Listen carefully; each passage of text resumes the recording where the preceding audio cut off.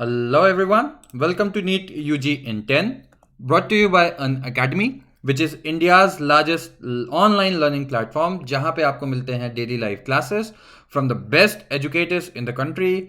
Live test and quizzes भी आप कर सकते हैं, जिससे आप अपने कॉम्पिटिटर्स के बीच अपनी प्रेजेंट स्टैंडिंग जान सकते हैं. फिर हमारे जितने भी कोर्सेज हैं they are very well structured, very well developed. And अगर आप हमसे जुड़ते हैं तो आपको मिलते हैं 24/7 लाइव अनलिमिटेड एक्सेस हमारे जितने भी मटेरियल हैं, जितनी भी क्लासेस हैं, उन सब का. अब आप हमसे जुड़ेंगे कैसे? अगर आप एंड्रॉयड यूज़र हैं तो आप गूगल प्ले स्टोर पे जाइए, अन अकेडमी लर्निंग ऐप डाउनलोड कीजिए. अगर आप iOS यूज़र हैं तो आप ऐप स्टोर पे जाइए. फिर आप हमारा ऐप डाउनलोड करने के बाद आप हमारा सब्सक्रिप्शन लीजिए. अब हमारे सब्सक्रिप्शन के कई पैकेजेस अवेलेबल हैं, लेकिन सबसे ज़्यादा पॉपुलर होता है 1 साल या 2 साल, क्योंकि नीट यूजी का एग्ज़ाम टफ होता है एंड टाइम टेकिंग होता है. इसलिए जो सबसे ज़्यादा रिकमेंडेड या मोस्ट पॉपुलर प्लान्स हैं वो 1 साल या 2 साल का होता है. आप मेरा कोड अपने स्क्रीन पे नीचे देखिए, LOVE10 जो कोड लिखा हुआ है, ये मेरा रेफरल कोड है. अगर आप ये कोड यूज़ करके सब्सक्रिप्शन लेते हैं हमारा, तो आपको 10% ऑफ सीधे मिलेगा बिना कुछ सोचे. तो अब मेरी बात कर ली जाए. मेरा नाम है लव किशोर श्रीवास्तवा. मैं एक बायो इंजीनियर हूँ और इस समय मैगिल यूनिवर्सिटी कनाडा में मैं एज अ रिसर्चर काम कर रहा हूँ.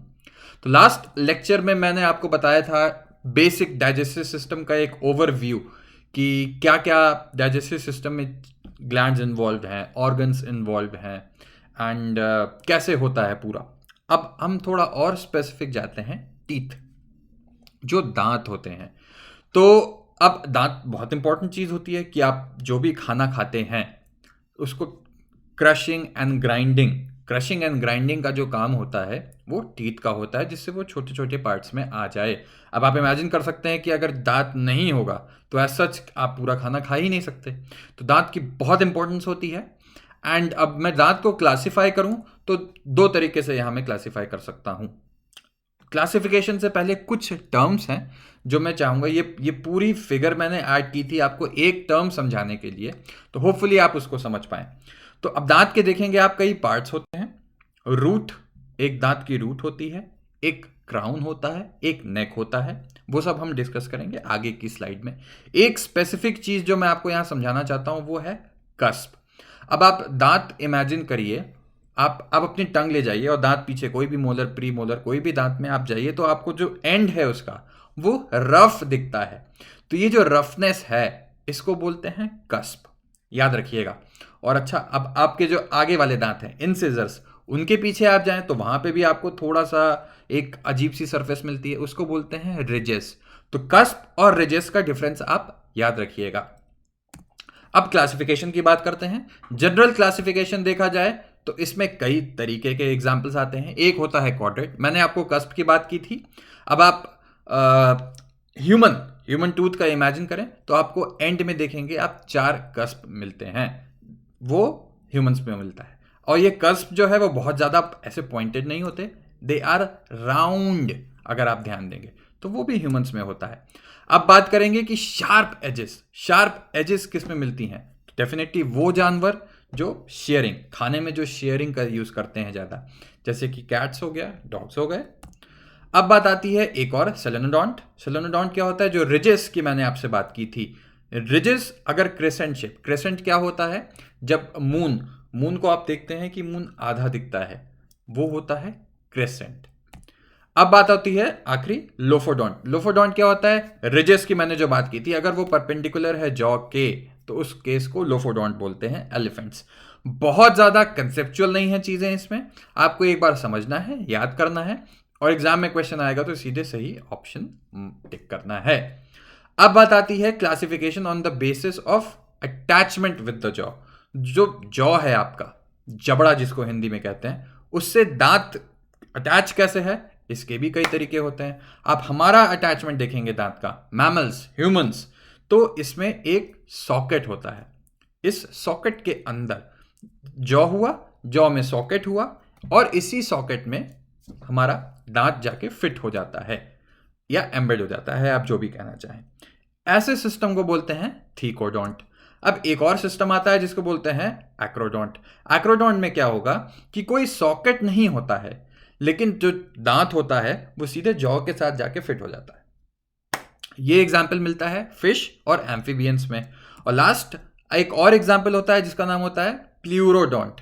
प्लूरोडोंट में क्या होता है कि दो अलग चीज नहीं है, जो आपका जॉ ही है वो एक तरीके से फ्यूज्ड स्ट्रक्चर दिखाता है आपके टीथ का। एक तरीके से सिंपल वर्ड्स में आप कह सकते हैं कि दांत और जॉ दोनों फ्यूज्ड होते हैं। इसका एग्जाम्पल होता है लिजर्ड्स। अब बात आती है सबसे इंपॉर्टेंट पार्ट, ये पूरी की पूरी स्लाइड आपकी डेंटल फॉर्मूला पे बेस्ड है। डेंटल फॉर्मूला पे बहुत क्वेश्चन आते हैं तो इसको ध्यान से समझिएगा। पहला पॉइंट आप स्लाइड में देख रहे हैं, ह्यूमंस आर डायफायोडोंट। डायफायोडोंट का मतलब कि पूरे लाइफ स्पैन में 2 बार जो दांत होते हैं एक बार टूट जाएगा और दोबारा फिर से ग्रो करेगा, तो ऐसे सिस्टम को बोलते हैं डायफायोडोंट। अच्छा, अब 2 बार ग्रो कर रहा है यानी कि पहले वाले जो दांत गिर रहे हैं उनको हम टेम्परेरी बोलेंगे। वो 20 होते हैं नंबर में, 20। ठीक है, अब दांत अलग अलग तरीके के भी हो सकते हैं जो हम अगली स्लाइड में पढ़ेंगे, लेकिन अभी बेसिक मैं आपको बता दूं कि दांत 4 तरीके का होता है, इंसिजर्स, कैनाइन, प्रीमोलर्स, मोलर्स। ठीक है, अब इन दांत की बात की जाए तो इसी बेसिस पे एक डेंटल फॉर्मूला आता है जिससे हमको समझ में आ जाता है कि किसी इंसान में या किसी भी ऑर्गेनिज्म में कितने इंसिजर्स, कैनाइन्स, प्रीमोलर्स या मोलर्स हैं। अच्छा, नॉर्मल ह्यूमन में सबको पता होगा 32 दांत होते हैं, और बच्चों में जो टेम्परेरी दांत होते हैं जो एक बार में टूट जाते हैं वो होते हैं 20। तो अगर आपसे क्वेश्चन पूछता है कि कितने दांत एक बार ग्रो करते हैं ह्यूमन बॉडी में, तो उसका आंसर होगा 32 माइनस 20, आंसर होगा 12। तो क्योंकि एक ही बार आ रहे हैं, ये 20 जो पहले थे ये 20 तो ग्रो करेंगे, इन एडिशन टू दैट 12 और आ जाएंगे। तो ये सिस्टम आप समझ लीजिए। अब बात आती है कि जो भी डेंटल फॉर्मूला बताया जाता है, ये जॉ, अपर जॉ और लोअर जॉ, ये आप देख रहे हैं एक न्यूमरेटर है एक डिनोमिनेटर है, तो ऊपर वाला अपर जॉ बताता है, नीचे वाला लोअर जॉ बताता है। एंड पॉइंट याद रखने वाला है कि ये सिर्फ एक क्वाड्रेंट का है, तो अपर जॉ को भी आप देखेंगे तो अपर जॉ का सिर्फ एक हाफ ऐसे ही रिप्रेजेंट किया जाता है जो आप इधर फिगर में देख रहे हैं। तो ह्यूमंस का जो डेंटल फॉर्मूला होता है दैट इज 2 1 2 3। सबसे पहले इसमें इंसाइजर्स आते हैं, फिर कनाइन्स आते हैं, फिर प्रीमोलर्स आते हैं, फिर मोलर्स आते हैं। बाकी डिटेल आपकी स्क्रीन पे है ही है।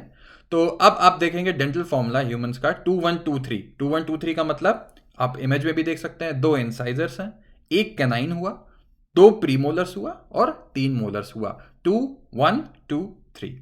ठीक, इसी तरीके से मैंने और भी एग्जाम्पल दिए हुए हैं कि पिग्स और हॉर्सेस में भी कितने होते हैं, काउज में कितने होते हैं, एलिफेंट में। एक इंपॉर्टेंट चीज आपको ध्यान रखने वाली है कि एलिफेंट में आप देख रहे हैं 1 0 0 0 3, यानी कि जो अपर जॉ है उसका उसमें एक इंसिजर हुआ।